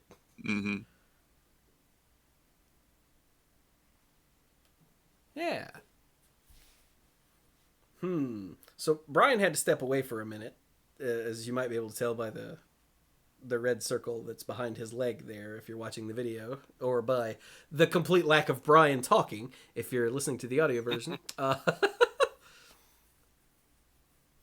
So, how about, what do you guys think? Dirk, what do you think? Is Kamigawa a place you'd want to live? So I would say during the conflict, during the war, the Kami War, or whatever it's called, referred to as, Hmm. I would say not so much. Yeah. But I think prior to it, um, and the for the most part, we don't really know what the state of everything is post conflict. Correct. So, with that being said, I'm gonna go ahead and slide the post conflict out of the way because we don't know what the state is. If the post state is similar to the pre conflict, it probably would be a pretty cool place to live Yeah. Yeah. because it's like I said, the pull up my locations. Um, the Tawabara Plains sounds like that would be a nice place. Um, Minamo, the art from that area is actually really nice. It's very peaceful. It's very um, it seems like one of those places that if you're if you wanted to be intrigued, if you want to be awed, that would be a good place to go to experience. Yeah, we didn't say, but the Minamo Academy is built on the largest waterfall in Kamigawa. Mhm. So just seeing it is like, damn.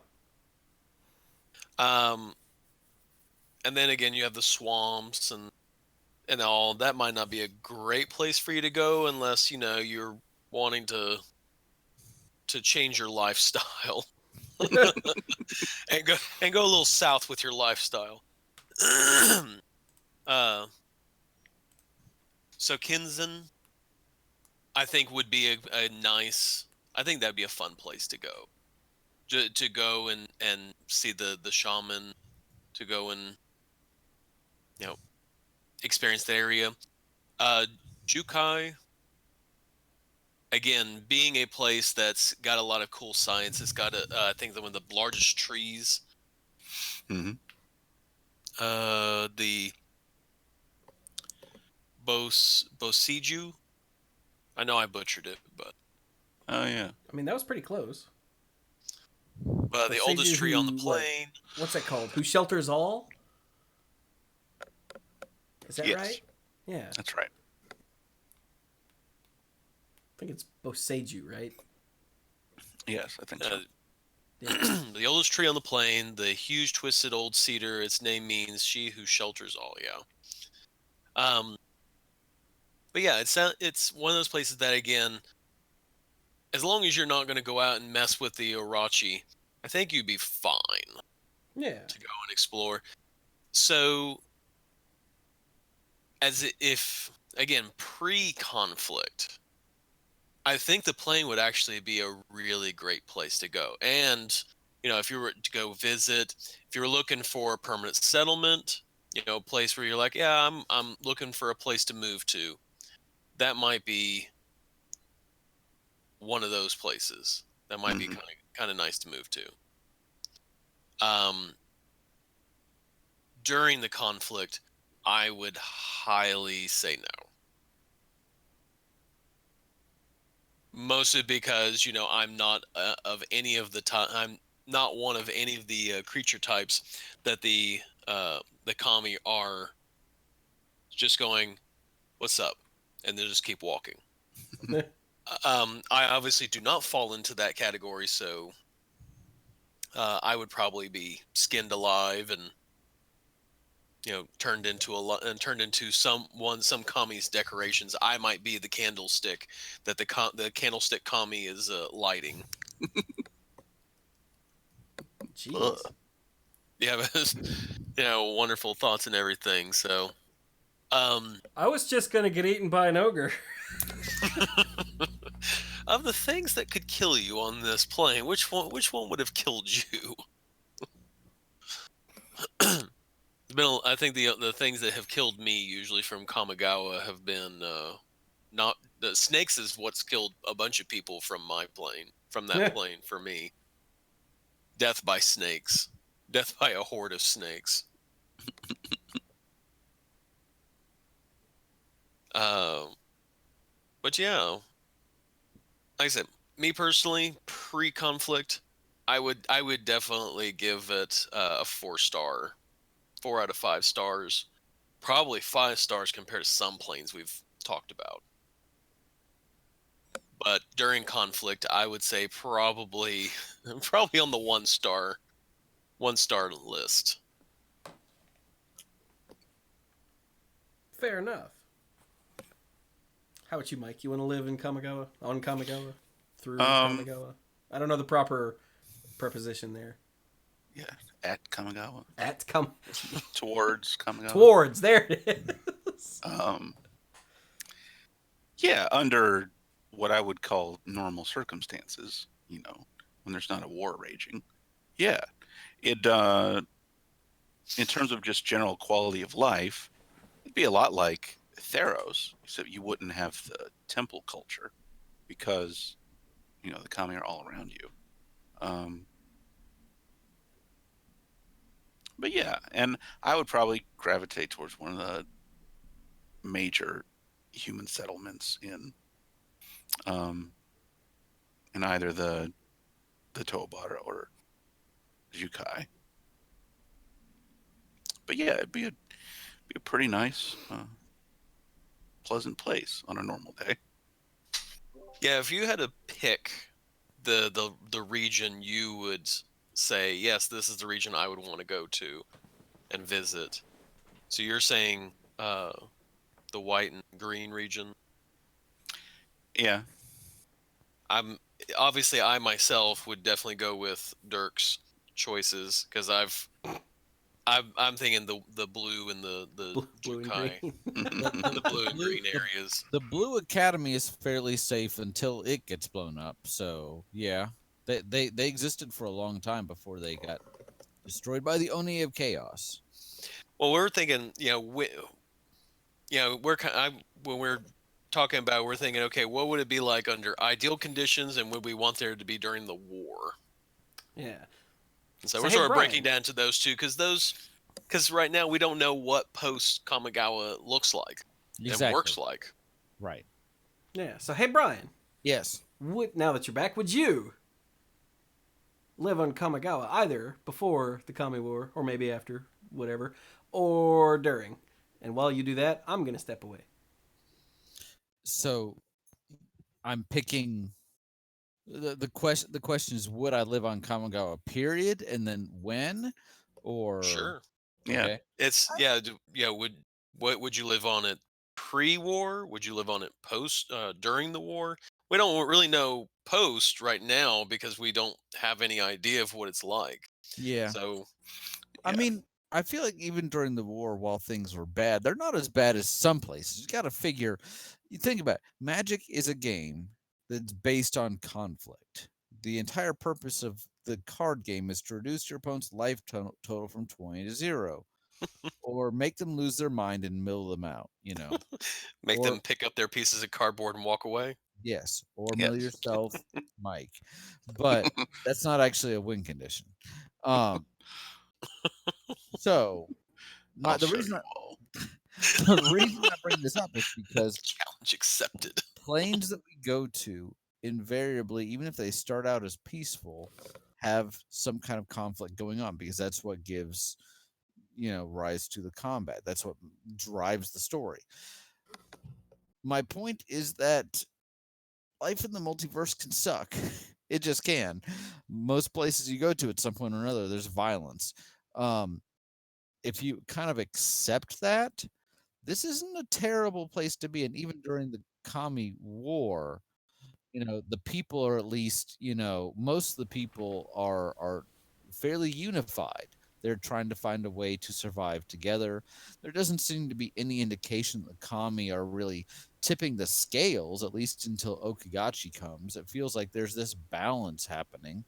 So, I mean, I don't think it would be the worst place to live. The only issue is that you never know when one of these strikes is going to happen. Apparently, one of the better,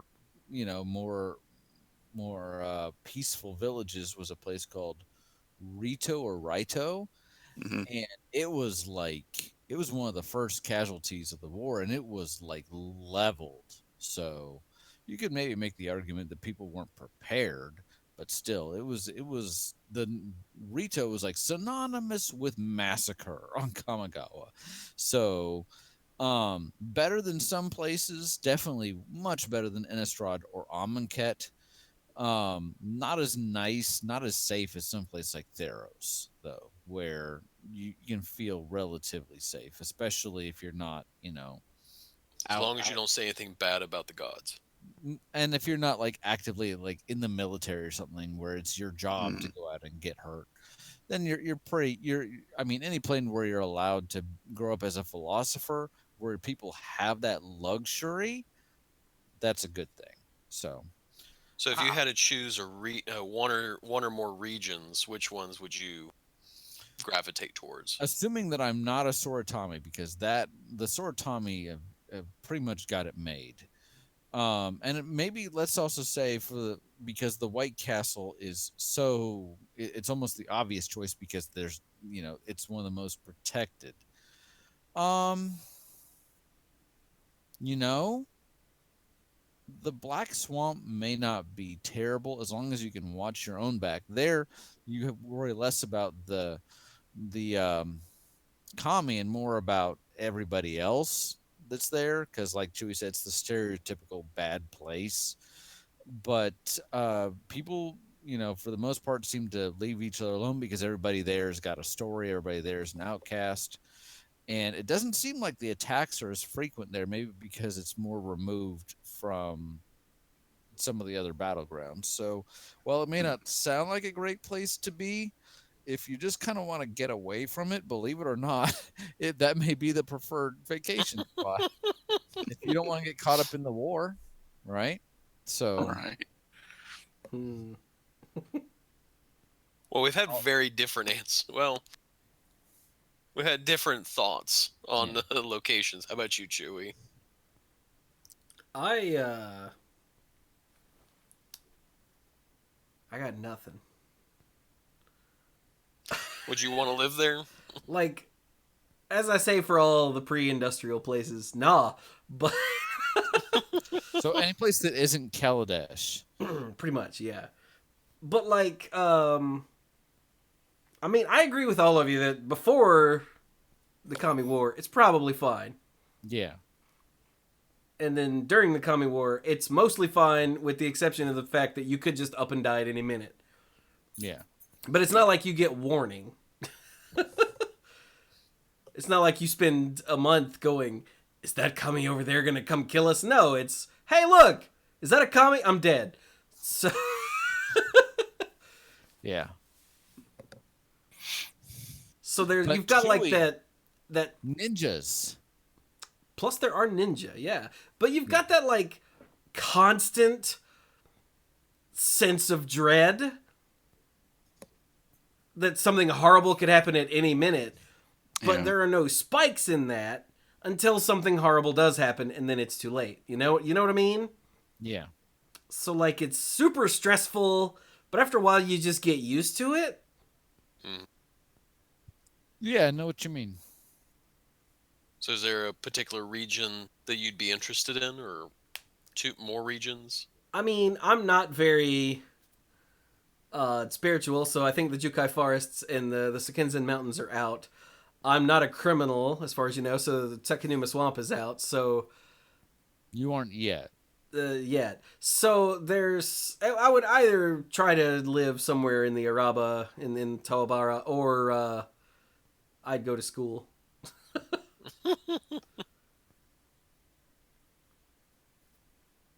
So as much as I hate to say it, probably either blue or white aligned regions, which do not match my personality really, but They're some of the safer regions. Too. So, exactly, yeah. Well, it's very funny to me what choices we chose in terms of our regions, because Mike and Chewie and I, we kind of overlapped our regions, and Brian is just off in left field. That sounds The right. one Yeah. region. But left field is the last place you'd expect to find me, and I am fine with that. And one of the places you're least likely to be killed by the commie. Exactly. You don't go into that area looking for anybody unless you're willing to, like, lose your life. So, seems like a good place to hide out. All right then. Plus ninja. Plus ninja. Yeah. Yeah, there are a lot of fun things between Ronin and Samurai, and you got ninjas and Yeah. Like, dude, when I was a kid, I was all about some ninja stuff. Like, Ninja Gaiden on the Nintendo was one of my favorite games because ninja. Ninja Turtles. Ninja Turtles, slightly less because they were really only ninja in name. At least as far as the cartoon went. Now, once we got the movie where they were doing ninja stuff, I was like, what? Like, actually disappearing and whatnot. I was like, oh my god! And I'm not going to lie, Betrayers of Kamigawa, I love way more than I should just because that's where we got ninja. yeah. Yes. And that hasn't shown up. Has that made a reappearance? It So made there it for was just a little bit, didn't it? there have been some cards here and there in like Plane Chase and Commander decks and whatever, and there was a ninja theme in Modern Horizons, That's the but one. not yeah. in like a regular booster set, a 'Cause I was regular about to standard say, I booster thought set. it was something recent or somewhat recent that we're like, wow, that's an old mechanic. That's kind of cool. They brought that back. So that's what it was. Yeah, if you're talking about ninja stuff, it would have been Modern Horizons. Okay.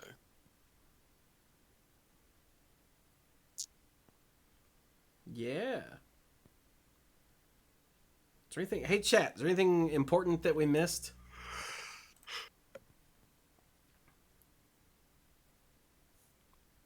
I'm not. I mean, we didn't spend much time on ninja, but as far as living in the world, ninja don't really come up.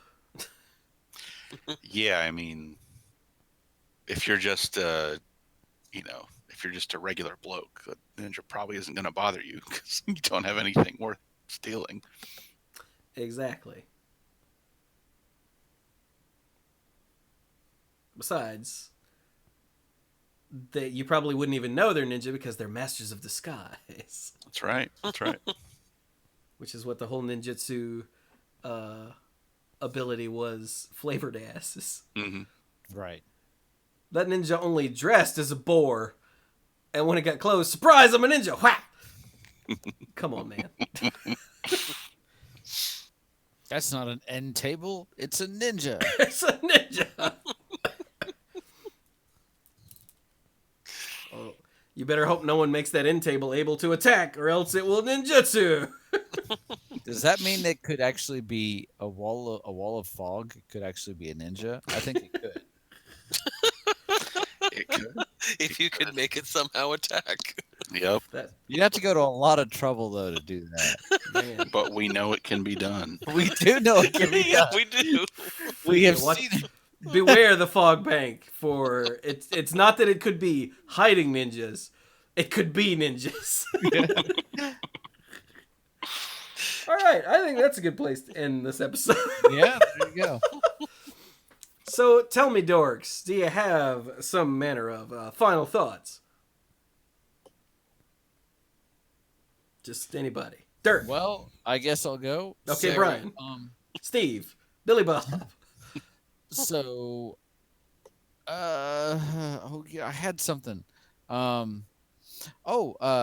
So I've been trying out, mobile games. Mobile games are kind of like the way to experience video games lately. I mean, I know that there are platforms and other things. I own a PS4, but feels like it's easier to just get something on my phone.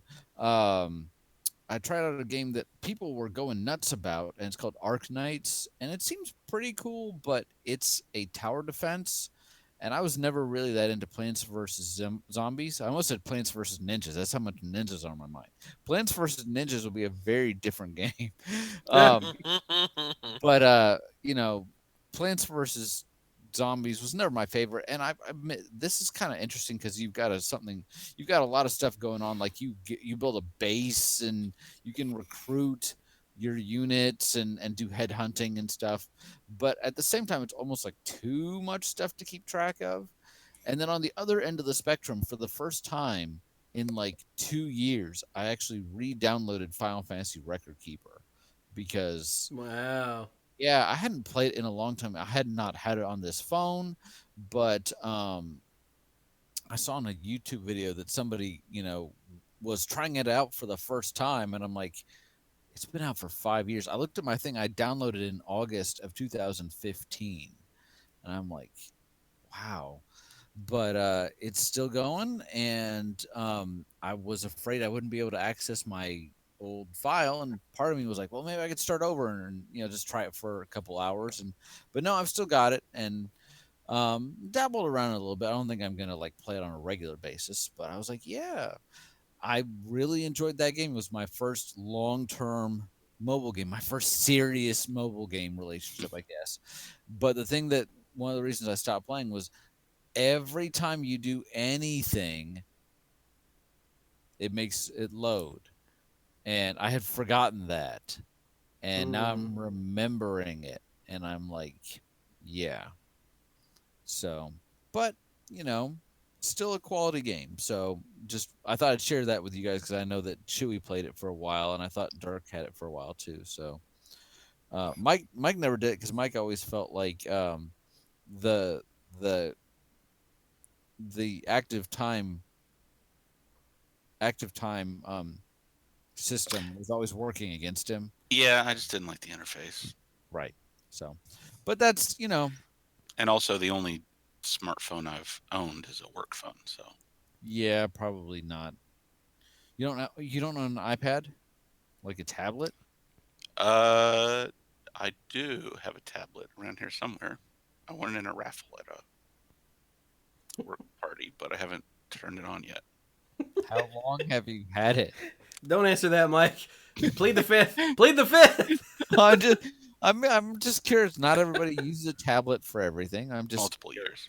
okay, and he hasn't turned it on yet. No. Clearly, this went to the right. This raffle winning went to the right person.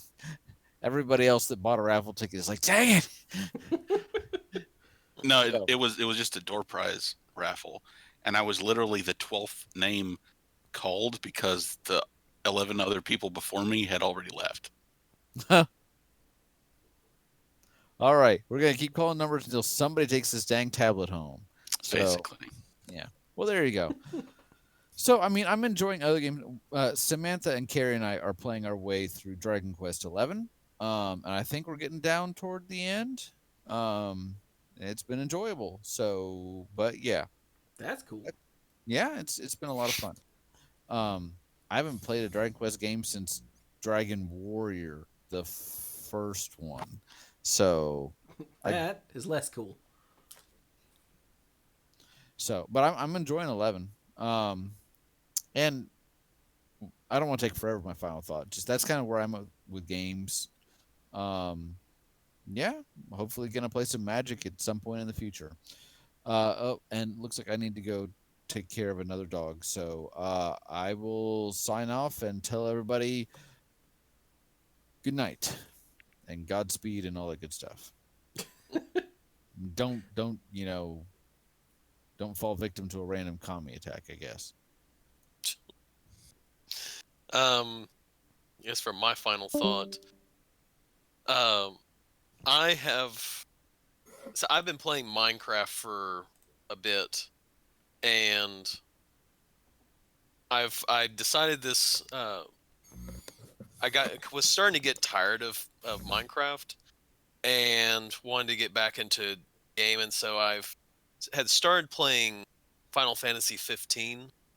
Ooh. Yeah, like a month or so ago, and I decided that I was going to try, and I went and did Kingdom Hearts because the new the Remind came out, and I was doing it, and then I finished doing all the stuff that I was going to do with it, and got started playing Minecraft, and now I'm back into playing Final Fantasy 15. And I was looking at some stuff, talking like where the royal tombs were and everything, only to realize that the last time I played it, I got up to one part. I think I was up to like chapter 6 or chapter 7, and I'm going, oh man, I mean, I've stories going on, and I'm progressing. And then whenever I was looking at where all the royal tombs are, and it's going, oh yeah, there's like 15 chapters. I'm going, really? I'm only halfway through the game, and the last time I was that far, I think I'd already put in like 30 hours into the game. And so I'm about 15 hours into the game. I'm level 20 something, and I'm only on chapter 3 right now.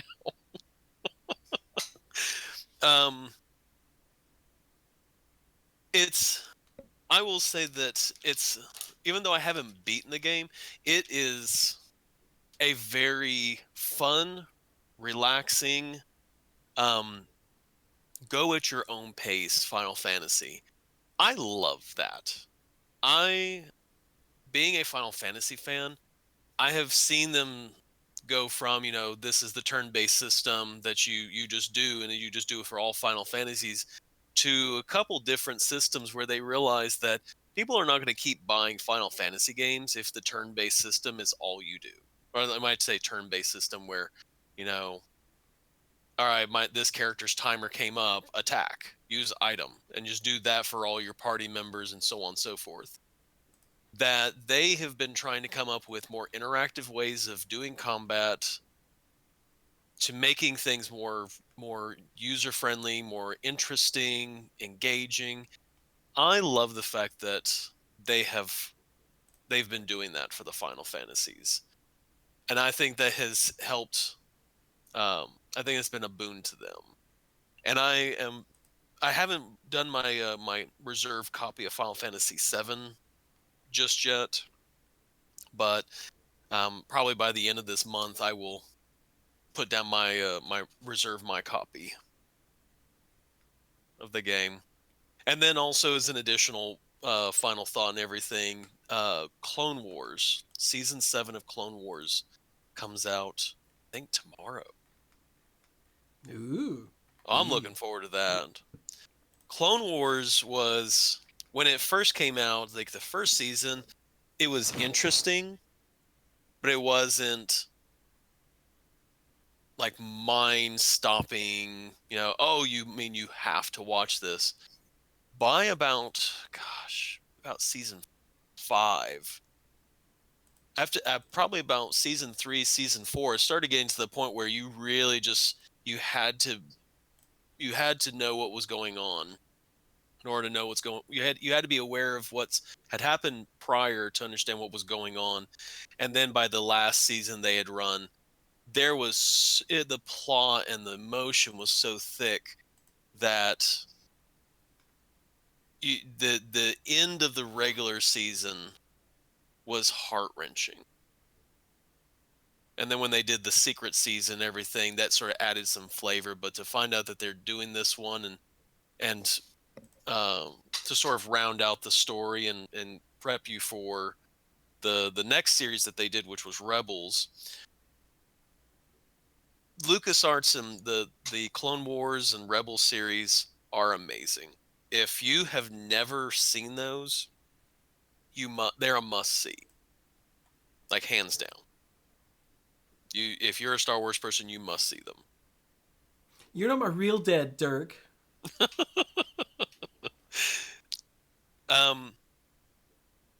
There are parts in both series that I cried.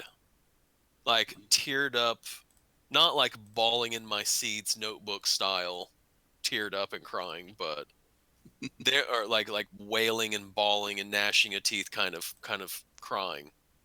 But where you're just torn up emotionally going, oh my gosh, I cannot believe these two are doing this. The symbolicness and the the state of certain characters fighting each other when they because of their past with each other. It's just tear jerking with what's going on, and I'm trying to be very ambiguous with it because it's something that's really worth watching for those of you that have never watched it. I know Chewie's probably not seen any of this stuff. I don't know about Mike, but No, I like I said, haven't. they are very much worth watching. I mean, I've got them if you guys ever want to borrow them, but that would sort of be like Supernatural with you, Mike. Yeah. Eh, I have Disney Plus, so I can actually I just watch them whenever. Yeah, Clone Wars is gonna be the beginning is slow. You could probably skip to about season 3 or 4 and then just go from there. But Dang. but it's one of those ones where if you watch them, you have to watch them because it's sort of they're not in chronological order. They sort of jump around a little bit, but they've got a good overall. Once you get into the series, it gets really good, and it builds really really well. So that would be my final thought. Fair enough. So how about you, Mike? All right. So, picking up on the theme of replaying Final Fantasy games, I haven't, but some weeks ago, my brother decided to start playing Final Fantasy X again. I think it was because he got, like for Christmas or something, like some kind of remastered 10 and 10.2 Hmm. bundle. Um, yes, he started playing that, and I remember one of us called the other up on the phone one time just to chat, and he told me that he had been trying to work through winning the first Blitzball game that you come across in the story. He was certain it was possible, and he read up a little bit about it, and he read that it was in fact possible. You just had to do you just had to you had to do such and such before halftime, otherwise Waka would join the team and just screw up your lineup and everything. And it was only possible with certain moves under certain conditions and everything. And he tried so many times over and over and over again, like split up into multiple play sessions over 2 days because how long it took him. And he was finally able to do it. And the reward was a strength sphere. So Yes. Wait. he wasn't too happy with that. I can imagine. But at least now he can say that he was actually able to win the first Blitzball game. That seems otherwise impossible. Jesus. But yeah, he's been having fun with it. Another time he told me that it feels like the bosses are a lot easier than they were when he played it back in the day. And I just figured like, well, that was like about 15 years ago at this point. So you're just going to be better at playing games, period. And thinking ahead, you weren't a little kid back then, but you were still a kid. And you know what's going to happen, so you can already be prepped, and you've had those moments where it's like, okay, this boss is coming up soon, and this boss is a jerk. I need to make sure I've got leveled up and prepped up and got all my stuff ready, and right, have your elemental resistances and da-da-da-da-da. Yeah, so he's been having fun replaying that. I had a lot of fun playing that too. That was the only. Yeah, that's Final Fantasy X is like the only Final Fantasy game that I've played more than just dabbling a bit and saying, whatever. Like that was the only one that I played like at length. That's awful. Yeah, I didn't actually finish it because I spent too much time walking around the last area with the no encounters equipment on and wasn't thinking about the consequences of that. So I was severely underleveled when it came time to face the final boss, and I was like, that was a mistake.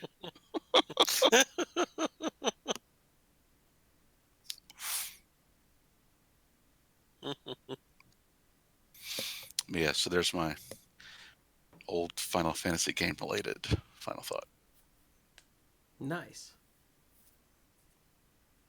Oh, Brian left, so that's just me. Well, as for me, so to Brian's point, I downloaded Magic Mana Strike during Monday Night Magic, actually. I was like, you know what, I'm going to download this right now.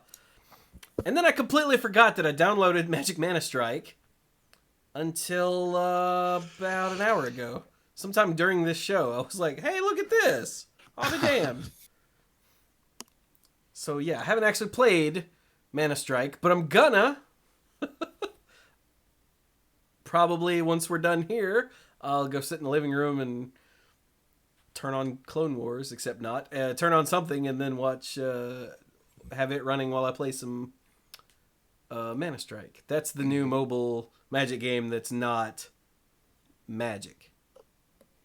It's a more different game that's got a Magic skin on it. Okay? Okay. And to Dirk's point, I don't have anything Star Wars related, actually. Do I? No. I do have replaying old games stuff to say, though, because last night on stream, I started the campaign for Halo Wars, which is the real-time strategy game based in the first, I guess, real-time strategy game based in the Halo universe. It was a prequel to the Halo series. At the time, we only had Halo 2, and Halo 3, and then Halo Wars came out. And it was the first time you got to see more than one Spartan in a place at the same time, because, you know, in the Halo games, spoilers, there's only one left. And he's, yeah, you know, when he shows up, they're like, holy crap, a Spartan! Yes, we're gonna win! But you're the Spartan, and you're like, of course you're gonna win, I'm awesome. And so you don't really get a feel for just how powerful the Spartans are. I did a mission, it's mission 5, the Arcadia Outskirts, in Halo Wars, where I spent the entire time just getting the crap kicked out of me. Just awful. Just blam, just hammering on me. And then Spartan Omega Team showed up, which, in addition to the 3 Spartans I already had, gave me 6 more! And we immediately marched forward and took down the enemy base. Because Spartans are that freaking amazing. Like I said, at the time, we didn't have that in the Halo video game world. Because what was after that Halo game was ODST and then Reach? In ODST, you're just a Marine. Mm-hmm. But I think Reach was the one after that, right? I think that's right. And Yeah, because the Reach was... Because Fall of Reach was the last one Bungie did. Before they became... yeah, before Studio. What, Studio 343? became the new one. Yeah, whatever. I think it's 343, right? Yeah, 343. Yeah. Okay, so yeah, Reach was the first time we got to see in the first-person shooter world multiple Spartans. I have no idea how that worked out, because I haven't played any of these games except for 3 briefly. So I don't know if you got that same like feeling of badassery. I bet you didn't, though, that you did when those 6 extra Spartans showed up in the Arcadia Outskirts. You cleaned house after that? Yeah. Dude, like, I made an assault on the base and then turned around and ran because they just stomped me. And I'm like, can't do it. We're all going to die. Oh, God. And I'm like, I don't even, and I said and this will go up on YouTube soon, I was like, I don't even know how I'm supposed to do this. And just a couple minutes later, we got the little cutscene, like, Spartan Team Omega, and I went, oh my God, I'd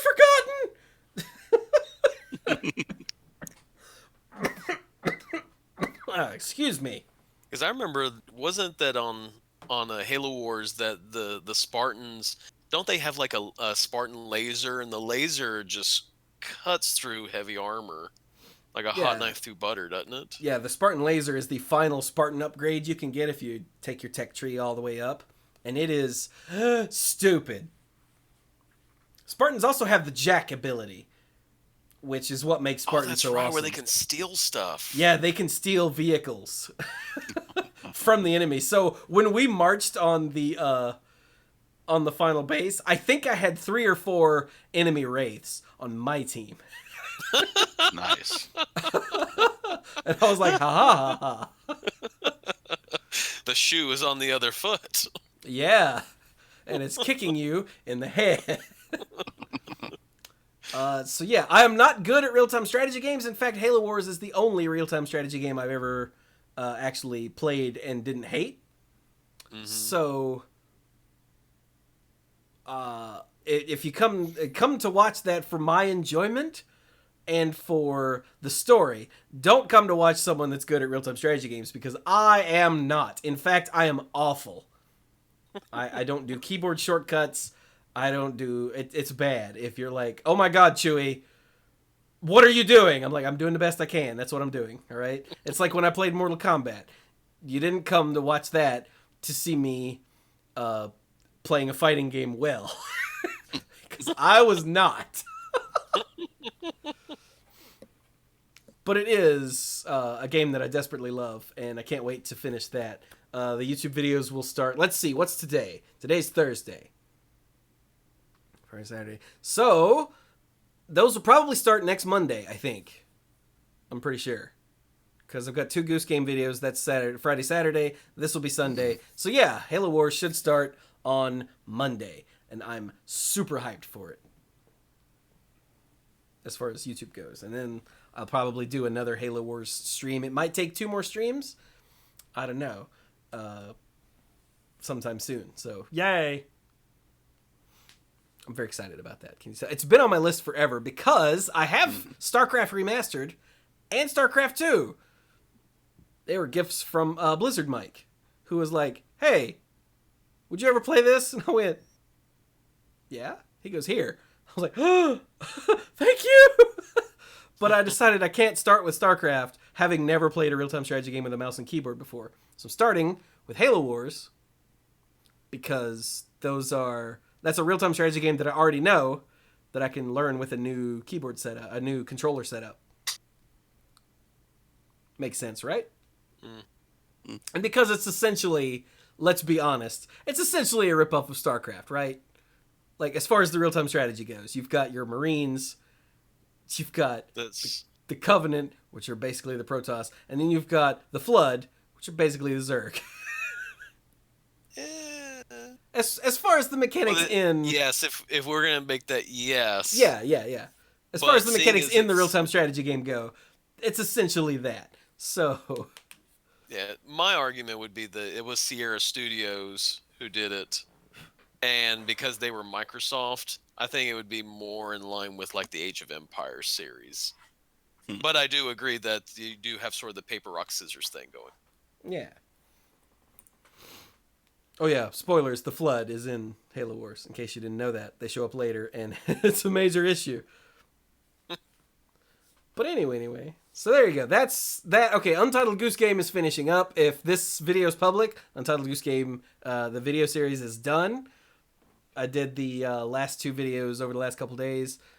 I condensed, I think it was like an hour and 40 minutes down into 2 videos. One is like 30, one is like 25, I think.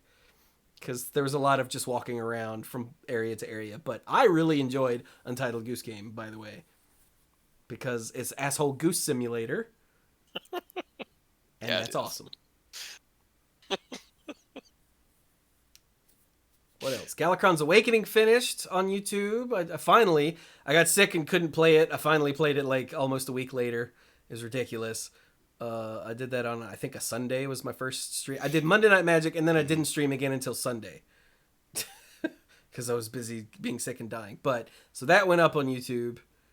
I did a Slay the Spire run with the new character, the Watcher. That went up on YouTube. Yeah, hell yeah.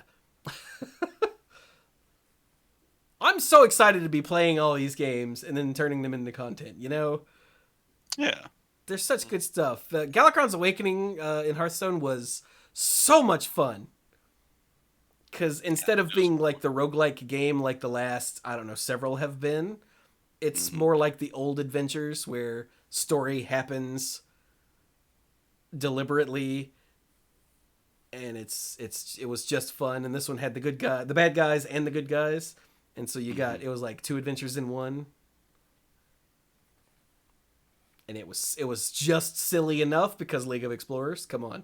You know there's going to be silly. But it was still menacing because Rafam, even though he's a little goofy, is still kind of scary as a villain. Yes. And so, yeah, I really loved it. I thought it hit a really good balance of, like, being fun to play and being interesting, like, as far as storyline, and giving you good cards. The cards that came out of Galakrond's Awakening are, woohoo, damn. So, yay. And what was the other thing I mentioned? Slay the Spire? Yeah, that Watcher series is my very first run as the Watcher. And it was awesome.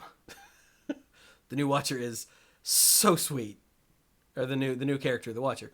Oh my god. I can't wait to play that some more and unlock new cards. Because like I unlocked cards for the Watcher that unlocked a whole new way to play. Oh, wow. In future runs, like a whole new thing called Mantra. And if you get 10 Mantra, you enter Divinity Stance, where your attacks do triple damage. And I was like, oh my god! So, but you have to build up to it by playing cards that give you Mantra. Isn't that sweet? Oh my god, I thought that was so sweet. But anyway. So yeah, that's what's been going on Twitch and YouTube. Also, I've been streaming Skyrim whenever I have a chance as a nice chill, go in and do stuff. I took my kitty man into the Thieves Guild, so we're doing thievery now. So that's fun. I think he's gonna side with the Stormcloaks when I do the Civil War storyline. And then for my next run, I'm going to be a high elf mage. Because I've never played a pure magic character in Skyrim, and I bet that's a trip. So it's going to be a pure high elf. I can't remember what they're called in Skyrim. I think it's the. It's not the Dunmer. That's the No, that's the Dark Elves. And it's not the. I want to say they start with an N, but Yeah, I can't even no, I'm remember. not sure. I've never done one like a pure one. I'm always usually. I think the best description is a battle mage. Altmer is the high elf. Altmer. Yeah, Altmer. Okay. Oh, because alt is high, like altitude. Ah. But anyway. So yay! That. But for now, I'm a kitty man. I'm a Khajiit, and I'm a thief, and so that's been fun. Yay! But with that, I'm gonna shut up because we already did the Patreon thing. Don't forget, you can join the Manipool Discord server. There's a link down in the show notes, or down in the description, or down in the panels, depending on where you're watching this or listening to it.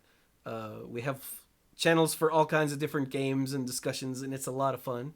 And we're all nice guys there. Even the ones that aren't guys. They're nice guys. Yeah. And even the ones that aren't nice. But we don't have very much of that going on. So, yay! Hey, if you buy video games, then you can go to humblebundle.com and use our partner link. It's down in the description of the panels or the show notes or whatever, and pick up games if you want to buy the new bundles from humblebundle.com, or go to the store at Humble Bundle. You can buy Switch games there, you can buy PC games there, and that directly benefits us, because eventually for everything you purchase with that, we get like a tiny percentage of it, and that eventually adds up. I actually did get paid out once, so I know it's real. Yes. What else? I guess that's enough for now. Yeah, that's probably good. So there you go. This has been episode 582 of the Mana Pool. Thank you all so very much for joining us. Let us know if you would live on Kamigawa and where. Because I want to know. Are you out in left field like Brian? Or are you more sensible like the rest of us? But thank you all so very much for joining us, and go play some Magic.